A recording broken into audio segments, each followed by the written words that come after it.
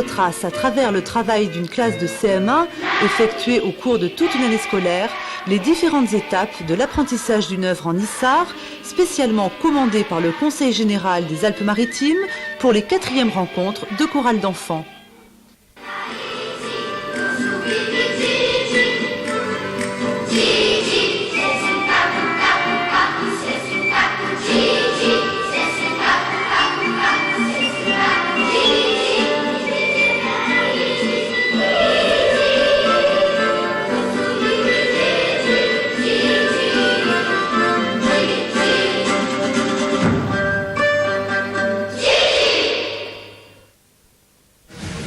J'ai toujours eu envie de chanter, mais je n'aimais pas le solfège.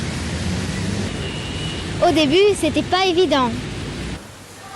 Pour les enfants, alors aujourd'hui, on va apprendre une nouvelle chanson. La chanson de Gigi, ça s'appelle la canzone de Gigi. Gigi tabalori Gigi. Gigi tabalori Gigi. Gigi fa l'arrière Gigi. Gigi fa l'arrière Gigi. Voilà. Alors, on revient encore une fois et après on la répète. Gigi tabalori Gigi. Gigi fa l'arrière Gigi. On va essayer déjà ça, hein. Alors attention, on commence sur une note très haute, hein. Alors, des petites voix, pas... Hein. Gigi, comme ça. On essaye. Faites-la moi, essayez de me la faire cette note d'abord. Gigi. Gigi, tous. Gigi. D'accord, on essaye avec le rythme. 2 mesures avant de commencer.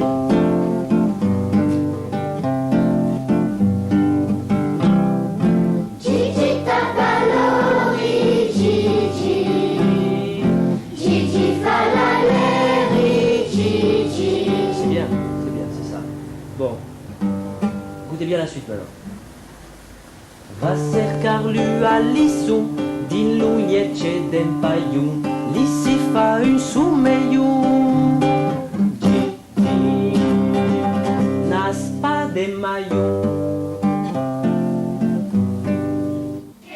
L'apprentissage musical n'est pas le seul objectif des rencontres de chorale d'enfants.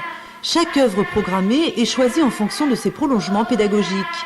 Gigi Pantaille a incité les enfants à faire de nombreuses recherches sur les traditions régionales, sur le dialecte niçois, sur l'univers des contes et légendes. Ils ont fait parler leur imagination en dessinant les personnages du conte et ont participé à la construction de certains instruments de musique. Les instituteurs qui ont choisi de travailler cette œuvre l'ont bien compris. Ils étaient guidés dans cette voie par les inspecteurs départementaux de l'éducation nationale et les conseillers pédagogiques en éducation musicale. Notre mission de conseiller pédagogique, on avait d'abord bien sûr à tenir compte de l'évaluation de la difficulté, parce que la mise en place des rencontres chorales, c'était des documents à faire chanter, il fallait en être maître de ces documents, pouvoir les adapter aux besoins, aux possibilités des enfants. On a eu comme autre souci, c'est vrai, de pouvoir mettre en contact le monde de la création régionale, donc des créateurs bien vivants de chez nous, avec, disons, le monde de l'enseignement, de l'éducation nationale, avec le monde de l'enfance aussi. Et en ce sens-là, disons, la création du conte musical Gigi Pantaille nous a permis vraiment de créer, de souder une équipe vaste, je dirais presque tentaculaire, mais avec une présence effective d'enseignants à la même table qu'un créateur, à la même table qu'un intervenant musical à l'école, de façon à ce que, disons, que ce projet musical soit partagé par tous, qu'en fin de compte l'enfant s'y retrouve, parce que avoir un intervenant musical à l'école pourrait être, je dirais, très bien pendant une semaine, et puis pourrait tomber, je dirais, sans intérêt s'il n'y a pas de suivi pédagogique. Là, l'instituteur, motivé par toutes ces rencontres, est amené d'abord à faire des progrès, à faire progresser les enfants, parce qu'il prend lui-même en charge certaines parties du travail musical, et tout ça, l'enfant le ressent, et il se trouve baigné dans un bien musical qui lui apportera beaucoup. Je crois qu'il suffit de voir leur visage.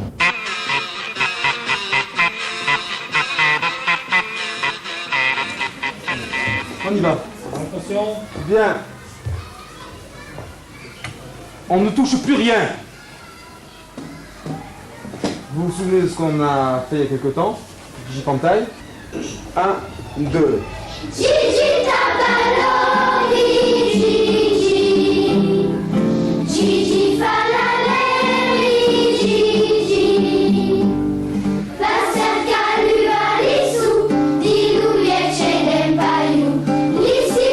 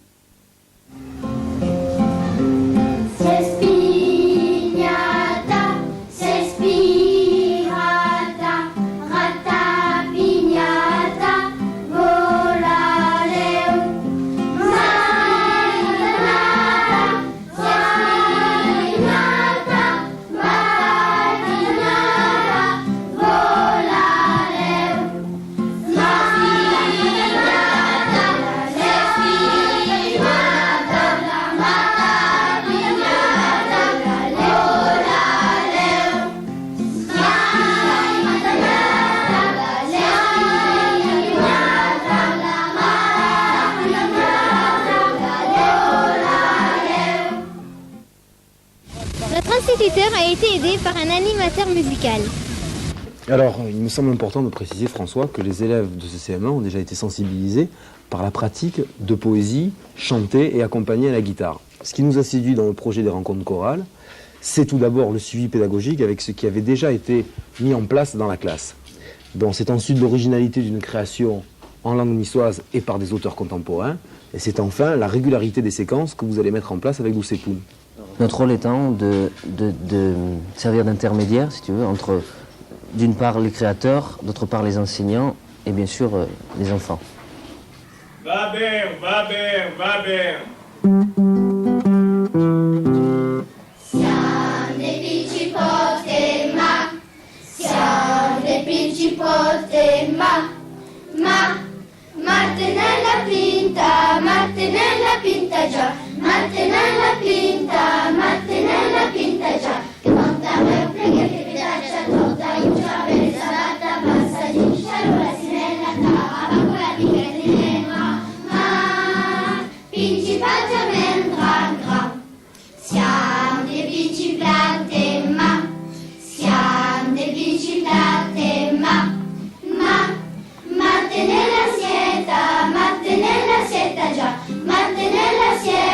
Martinella sieta già, montare un prego di pitaccia tutta, un giovane savatta passa di sciarola si bella tara, va con la pica di nebra, principata lembra gra.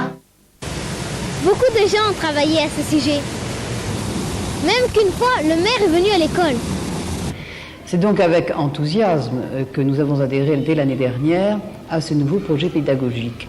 Je crois effectivement que pour les enfants, il est important d'être intégrés à un ensemble, et vous me disiez tout à l'heure, à côté de professionnels, de participer à une très grande manifestation qui les motive davantage que ne pouvaient les motiver les cours de solfège comme on les donnait dans l'ancien temps aux enfants. Je crois que c'était plutôt rébarbatif, tandis que là, je pense que ce projet est de nature à les motiver davantage et dès lors à leur donner la tentation de se consacrer davantage à la musique. Je crois que c'est une nécessité et je me réjouis que le Conseil général ait eu cette initiative. Depuis 1983, le Conseil général des Alpes-Maritimes a mis en œuvre dans l'ensemble du département une politique de développement du chant choral. Cette politique, coordonnée par son service musical, la délégation départementale de la musique et de la danse, s'articule autour de deux actions principales. Tout d'abord, la mise en place d'une école spécialisée de chant, une école maîtrisienne départementale qui s'appelle les Petits Chanteurs de la Côte d'Azur, et deuxièmement, une action de sensibilisation et de formation dans les écoles et collèges. Il s'agit des rencontres de chorales d'enfants. Les rencontres de chorales d'enfants sont donc bien plus qu'un simple festival ou un rassemblement de chorales et maîtrises, puisqu'il s'agit de l'aboutissement d'un travail pédagogique mené dans les établissements scolaires. Chaque année, ce sont donc plus de 3000 enfants venant de dizaines d'établissements scolaires et de communes qui se rassemblent pour chanter ensemble. Par cette manifestation unique en France, nous pensons montrer qu'il est possible pour des enfants qui ne sont pas musiciens d'accéder très vite au plaisir de faire ensemble de la musique. Nous espérons aussi, à travers cela, servir d'exemple. Le 24 mai, c'est enfin la fête. Tous les enfants qui ont préparé Gigi Pantai viennent présenter leur travail au Palais des Congrès Nice Acropolis, dans l'Auditorium Apollon, devant 2500 personnes.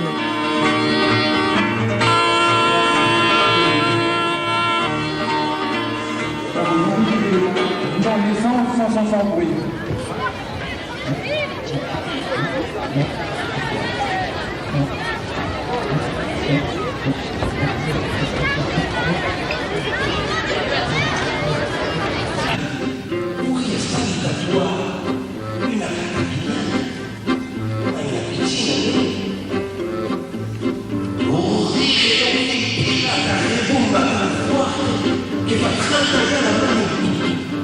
Gigi, portez-nous le cadeau et le répétez de la tournée.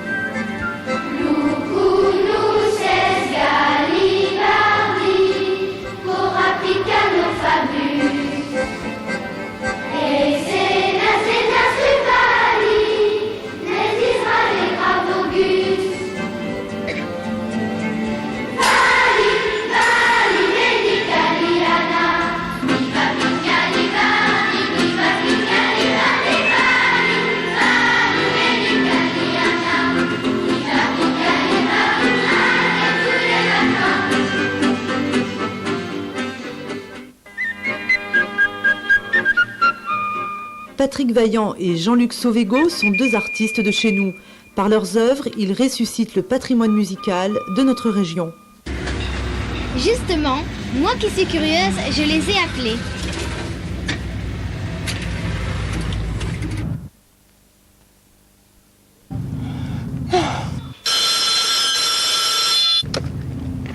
Allô?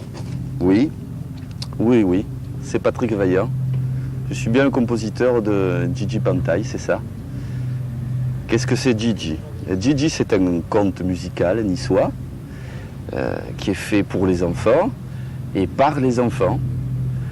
Et nous l'avons fait tous les deux avec Jean-Luc Sauvégo pour le texte, car nous avons l'habitude de travailler ensemble depuis longtemps, en particulier pour faire des chansons. Et là, on a saisi l'opportunité de faire quelque chose de nouveau, de tenter une nouvelle expérience pour nous et de faire une nouvelle création ici, régionale. Jean-Luc Sauvégo, je te le passe. Allô, oui, c'est Jean-Luc Sauvégo. C'est moi l'auteur. Pourquoi écrire en niçois? Eh bien, avant tout pour le plaisir, pour la musique. Et puis c'est dans un niçois qui est celui de l'enfance. Qu'est-ce qu'on connaît de l'enfance? Mais nous avons été enfants nous-mêmes, voyons. Gigi évolue dans des lieux, il joue à des jeux, il est bercé par des couleurs, des sons qui sont ceux d'une enfance littorale. Pardon? Si c'est du folklore niçois? Ah, niçois, ça l'est déjà. Quant à folklore, ça le deviendra peut-être un jour. En attendant, merci, tifo la baillette. Allez, ciao, viva Pichuna. Et remontez.